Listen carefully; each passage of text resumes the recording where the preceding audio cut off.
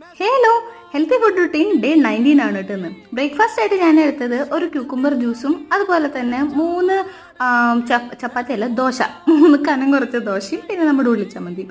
അതാണ് കേട്ടോ കഴിച്ചിട്ടുണ്ടായിരുന്നത്.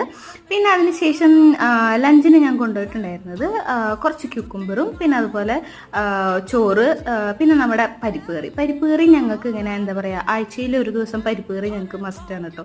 പരിപ്പ് കുത്തി കാച്ചിയതും പപ്പടമോ മുട്ടയോ അങ്ങനെ എന്തെങ്കിലും ഒക്കെ ഉണ്ടെന്നുണ്ടെങ്കിൽ ഞങ്ങൾ ഭയങ്കര ഹാപ്പിയാണ്. അപ്പോൾ അത് കാരണം കൊണ്ട് ആഴ്ചയിൽ ഒരു ദിവസം അല്ലെങ്കിൽ ആഴ്ചയിൽ 2 ആഴ്ച കൂടുമ്പോൾ എപ്പോഴെങ്കിലുമൊക്കെ ഒന്ന് പരിപ്പ് കറി എന്തെങ്കിലും ഉണ്ടാവും. പിന്നെ ഈവനിങ് വീട്ടിൽ വന്നിട്ട് ഞാൻ ഈ ഒരു കോണിൻ്റെ ഒരു സാലഡ്, ഇത് എന്താ പറയുക, ഒരു ഇങ്ങനെ മസാലയ്ക്ക് പരട്ടി വെച്ചിട്ടുള്ളൊരു കോൺ, അതാണ് കഴിച്ചത് കേട്ടോ.